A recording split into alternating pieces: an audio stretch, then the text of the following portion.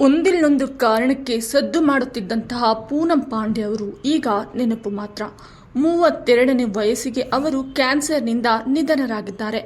ಇಂದು ಬೆಳಗ್ಗೆ ಅವರ ಅಭಿಮಾನಿಗಳಿಗೆ ನೋವಿನ ಸುದ್ದಿಯೊಂದು ಕೇಳಿಬಂದಿದೆ.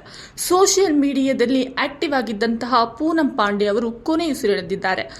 ಅವರ ನಿಧನಕ್ಕೆ ಅಭಿಮಾನಿಗಳು ಕಂಬನಿ ಮಿಡಿಯುತ್ತಿದ್ದಾರೆ.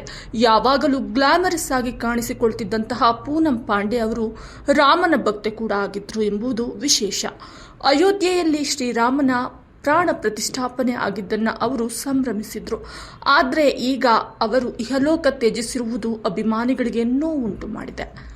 ಜನವರಿ 22ರಂದು ಅಯೋಧ್ಯೆಯ ರಾಮ ಮಂದಿರದಲ್ಲಿ ಪ್ರಾಣ ಪ್ರತಿಷ್ಠಾಪನೆ ಕಾರ್ಯಕ್ರಮ ಸಂದರ್ಭದಲ್ಲಿ ಪೂನಂ ಪಾಂಡೆ ಅವರು ತಮ್ಮ ಮನೆಯಲ್ಲಿ ಶ್ರೀರಾಮನ ಧ್ವಜ ಹಾರಿಸಿ ಖುಷಿಪಟ್ಟಿದ್ರು. ಜೈ ಶ್ರೀರಾಮ್ ಅಂತ ಕ್ಯಾಪ್ಷನ್ನೊಂದಿಗೆ ಅವರು ವಿಡಿಯೋ ಹಂಚಿಕೊಂಡಿದ್ರು. ಮನೆಯಲ್ಲಿ ಪೂಜೆ ಮಾಡಿ ಆ ಸಂದರ್ಭದ ಫೋಟೋಗಳನ್ನು ಕೂಡ ಅವರು ಪೋಸ್ಟ್ ಮಾಡಿದ್ರು. ರಾಮ ಮಂದಿರದ ಬಗ್ಗೆ ಪೂನಂ ಪಾಂಡೆ ಅವರು ಮಾತನಾಡಿದ್ರು. ವನವಾಸ ಮುಗಿಸಿದ ಶ್ರೀರಾಮನು ಈಗ ಮನೆಗೆ ವಾಪಸ್ ಬಂದಂತೆ ಆಗಿದೆ. ಈ ರೀತಿಯಲ್ಲಿ ಸಂಭ್ರಮಾಚರಣೆ ಮಾಡಲಾಗ್ತಿದೆ. ಶ್ರೀರಾಮನಿಗೆ ಸ್ವಾಗತ ಕೋರಲಾಗ್ತಾ ಇದೆ ಅಂತ ಅವರು ಹೇಳಿದ್ರು. ಅಂದು ಅವರು ಅನೇಕರಿಗೆ ಶ್ರೀರಾಮನ ಚಿಕ್ಕ ಮೂರ್ತಿಗಳನ್ನು ಕೂಡ ಉಡುಗೊರೆಯಾಗಿ ನೀಡಿ ಶುಭ ಕೋರಿದ್ದರು.